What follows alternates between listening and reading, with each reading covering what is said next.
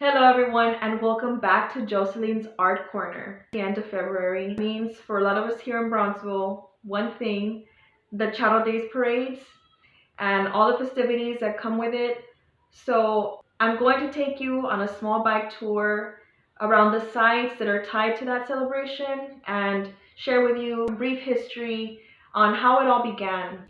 And you will see also how the arts are closely tied to this. They keep this event, this tradition alive. So it's so important. And you will also see some local artists highlighted along the way.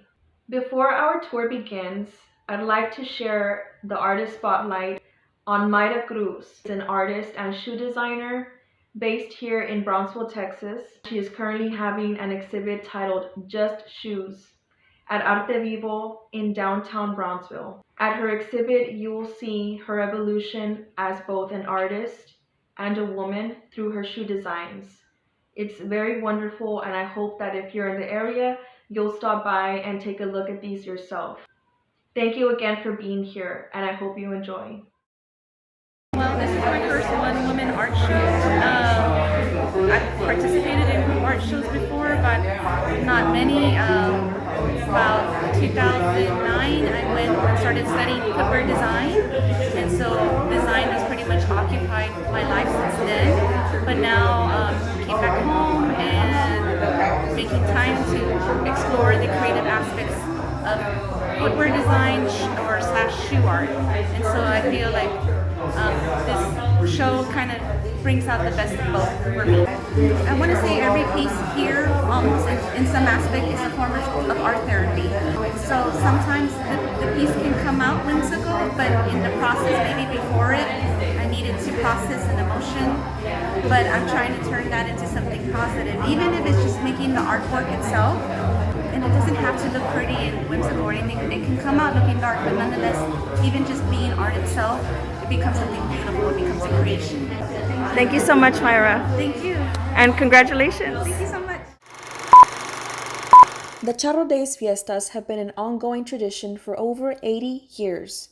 They are a celebration of the region's culture and heritage and bring together two nations in friendship through the sister cities of Brownsville, Texas and Matamoros, Tamaulipas. Matamoros and Brownsville, which lie across the border of the Rio Grande from one another, have shared a rough history. In the late 1850s and 1860s, these towns went through a period of violence and civil war. This unique border region also experienced the economic boom of the early 20th century thanks to the development of railroads and irrigation. Things took a downturn with the offset of the Mexican Revolution and World War I, eventually leading to the economic collapse of the 1930s. Regardless of difficulties, by 1930, the population in Brownsville had grown to 22,000 inhabitants, and the Mexican customs would prevail in this region. However, by the late 1930s, the people of Brownsville were still coping with the hardships brought on by the Great Depression. A civic celebration would prove to be the perfect remedy to uplift the people and promote tourism and therefore boost the economy. The year 1938 was when it all began. The idea for Charro Days was conceived by Kenneth Faxon, a local businessman, now considered the father of Charro Days. It was a Pan-American roundtable, a group of women created to promote friendship and cultural understanding between the women of the Western Hemisphere that convinced the Brownsville Chamber of Commerce to organize a planning committee for a celebration to take place from the 24th to the 27th of February, 1938. The resulting festivities turned out to be a great success and would continue throughout the years. The early years of Charro Days included street dances and balls, motorboat racing, a rodeo, and even bullfighting. During the festivities, men would don their charro outfits, representing a fancy Mexican cowboy, and women wore their native costume of La China Poblana, from the legend of a Chinese princess who was sold to a handsome Mexican rancher. It was not until 1964 that the Mr. Amigo tradition began. The idea was to honor an outstanding Mexican citizen who contributed to friendship between the U.S. and Mexico. By the 1980s, interest in the Charro Days festivities seemed to fade. Then came the Sombrero Festival. The Sombrero Festival, created by Danny Loff, emerged in 1986 to respark the general public's interest in the festivities. Among many activities, the Sombrero Fest offers food booths, live musical performances, jalapeño eating and grito contests, and kiddie rides. There's a little something for everyone. Charro Days has evolved much throughout the years, but some things remain the same. Kids have always been an important part of these events. The parades kick off with the first children's parade on Thursday, followed by an illuminated parade on Friday and a closing parade on Saturday. Of course, these celebrations would not be complete without the Charro Days Carnival, which is usually in town by the time of the festivities and stays until the first week of March. The Charro Days tradition is a testament to the resilience of this one-of-a-kind border region and its vibrant roots. Although the COVID-19 pandemic put an unexpected halt to these celebrations, the cities of Brownsville and Matamoros continue honoring this 85-year-long tradition.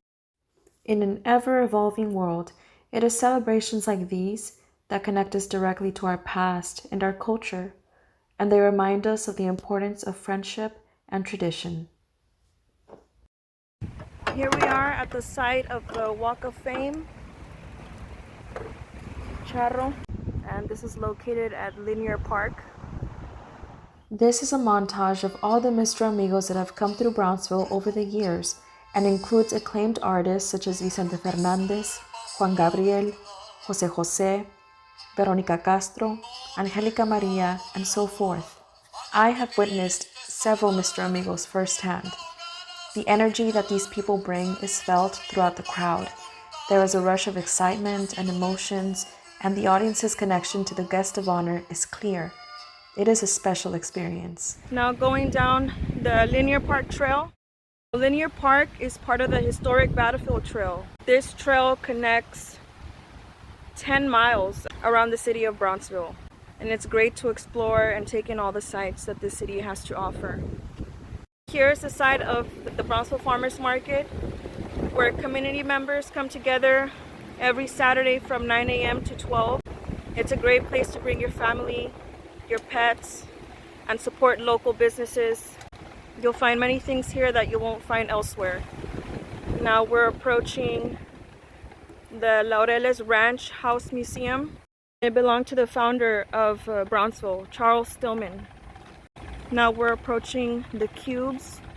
These were put in place last year, 2021, by different local artists from here and Matamoros. They're very beautiful and vibrant. Here's one commemorating Sombrero Festival, which is also part of the Charro Days festivities.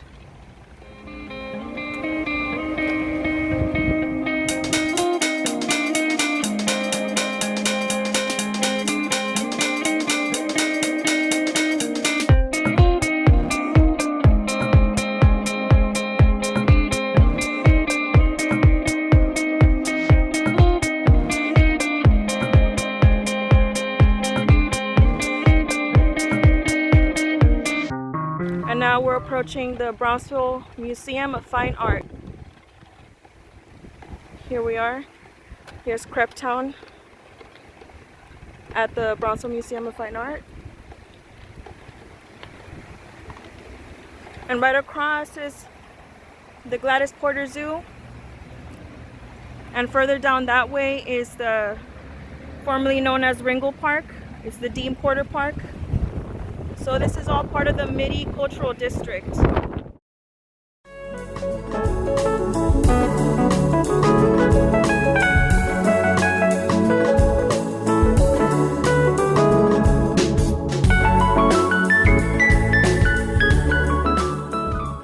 Now here we are at Washington Park at the site of the famous Sombrero Festival. All the festivities and celebrations take place here. They have their grito contest, they bring in musicians, artists, a lot of things for the community to do here as well. Now here we are on Elizabeth Street, and this is where the Charro Days Parade takes place. All down Elizabeth Street.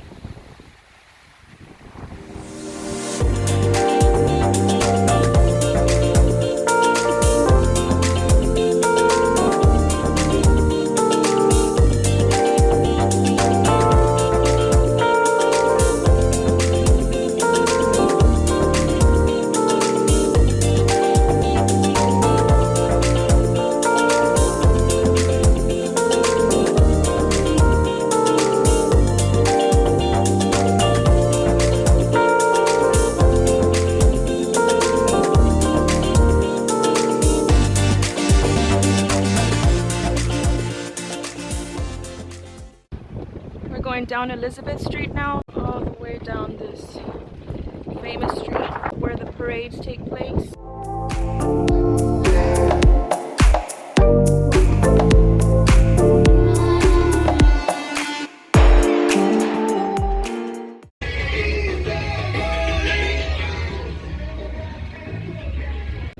The Majestic Theater, the post office.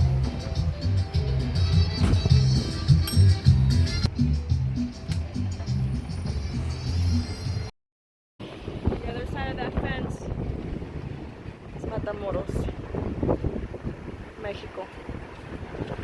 So this is basically where the parade ends. Over there is one of the bridges to cross over into Mexico. And this is it.